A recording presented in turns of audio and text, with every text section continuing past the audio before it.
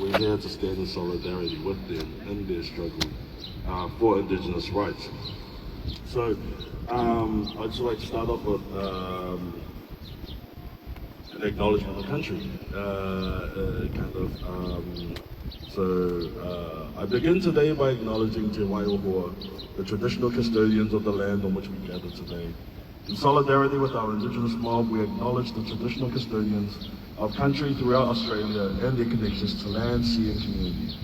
We pay our respect to their elders, past, present and emerging, and extend that respect to all Aboriginal and Torres Strait Islander peoples today.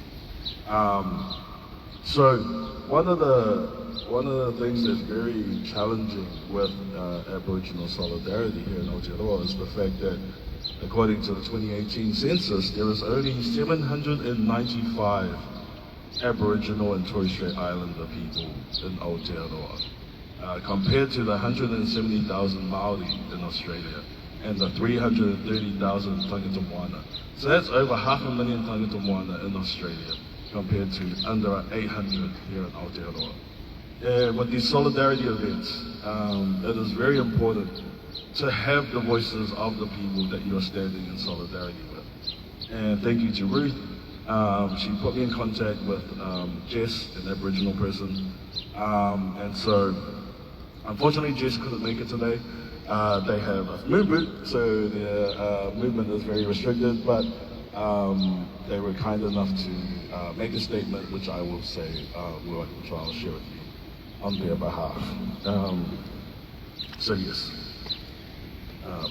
So this is Jess, okay, so I'm not Jess, I'm speaking on behalf of Jess, okay, so if you don't have imagination, that's what's going on. My name is Jess Hume, and I'm Wiradjuri Nation proud. I'm also Ngāti Whanonga, Ngāti Paoa, and Ngāti Hei. I'm Jewish, Ashkenazi from Russian whakapapa, as well as Croatian, Scottish, and Irish. I was born in Tāmaki Makaurau, and growing up, I travelled for a month each year to spend time with my elders in the coast of New South Wales and often out in country near Burraby and the Willows and Pendennis. My nan served in the Land Council to protect the whenua from invasion by government acts such as road building and theft. We still have a number of active court cases against the Crown to reclaim land. My elders were radicals, wild men and women in secret, and in public put together musicians, sporting champions, and super sharp. I was raised hearing stories of the reservation as they sat around singing, smoking, and playing guitar. They were drinkers and workers, canny and strong. I was acknowledged by the Yurabu people related by marriage, and my nan was born on a reservation in Kondo, onto a pile of gum leaves, as the saying goes. Police would come to the reservation on horseback, either murdering our people and leaving them for dead, or stealing children to place them into white breeding programs. My great-grandmother, Agnes Ann Smith, Nana Fini, was the sister by marriage of Mum Shrill, the Black Saints of Redfern. Growing up on the reservation, Nana Fini would tell my nan and her siblings to run and hide in the bush so they wouldn't be taken. During segregation, my nan worked as what she would never call a slave, but what I know to be slavery. She worked as a maid for a white family. The government took the stipend she was given annually and put it in an account she could not access. This money was returned quietly to her when she was almost 19 years of age, where interest had raised the figure to a pittance of $14,000. She was not allowed money or to own land. My grandparents were not allowed to marry, and neither she nor anyone in my family had the right to vote until 1968, when my dad was about 20. My dad and nan were forced to walk on the black side of the road and experience racism and violence. I was denied full legal human rights until I was 14 years old, which is why my dad wanted me raised here. This segregation is not widely known or understood, even though it happened so close to us. We all know about segregation in South Africa, but not in our own backyard. Knowledge of our histories was systematically buried by what we are known as the silent generations.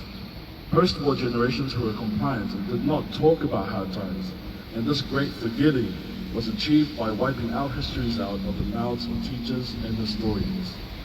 I'm unable to be here today, yet as Kuri, that means so much for the injustices of our people to be known and witnessed with courage and care, to counter the silent generations, to counter the lack of awareness around our brilliance, strengths, and loss. So today, I send my thanks for your arrival to acknowledge us. I would love to meet you all one day to thank you in person and share more of our stories. I'm also seeking to connect with other Kuri here, and I invite you to share your contact details with Michel. Although there are so many of us, over 1 million living in Australia today, I don't meet other First Nations people in Aotearoa. I have plans to write, organize, and share our stories, so that we can ensure the horrors of the past do not happen again, so that we can recognize the wisdom that our elder nations can teach us going forward. I believe, as First Nations, we have a sacred and important role as custodians and teachers. Today, I leave you with one of the things I value most about our people, our philosophy and wisdom. We live by Yindia Maro, which is about limits, boundaries, and respect. It means we must go slow, show respect, and take responsibility. We know safe places to be and go and when to hold back. This is our responsibility to the whenua first and to each other after that, to always be in relationship, to use our care. Taking care of Papatuanuku is why we must stand together against the waves of fascism and use our collective strength to protect the stories and truth around He Whakaputanga and Te Tiriti o Waitangi, and protect our Takitapui, trans, and Irawhiti whānau and Pasifika genders who deserve to live and live free from tyranny in the traditional way, being included and loved. Being both queer and indigenous, I know that we deserve better than being a target of hate with elections. And right now our country is at risk with the endless continuation of colonization and legislations that ease the process to tear up our natural world and exploit resources. Our whenua deserves to be kept safe. Our people deserve dignity, sovereignty, to be seen, loved, and heard. Ngā mihi nui, Wayu, in a little while, I hope we can meet. So that is a very great process. Thank you, Jess.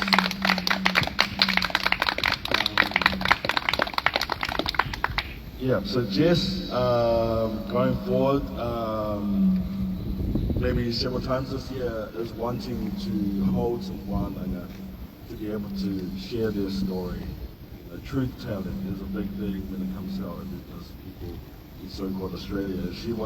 They want to share their story, educate people, and so I'll be helping with them, supporting them in how they want to. So also keep an eye out for any of that stuff in the future. There is going to be some wānanga to really explore the harm and the struggle, the whawhai of indigenous, Aboriginal and Torres Strait Islander mob over there. I'd like to hand it over again to Waimirirangi to share some words as mana whenua. Yeah. Should I look at it off from me already? So okay. Yeah.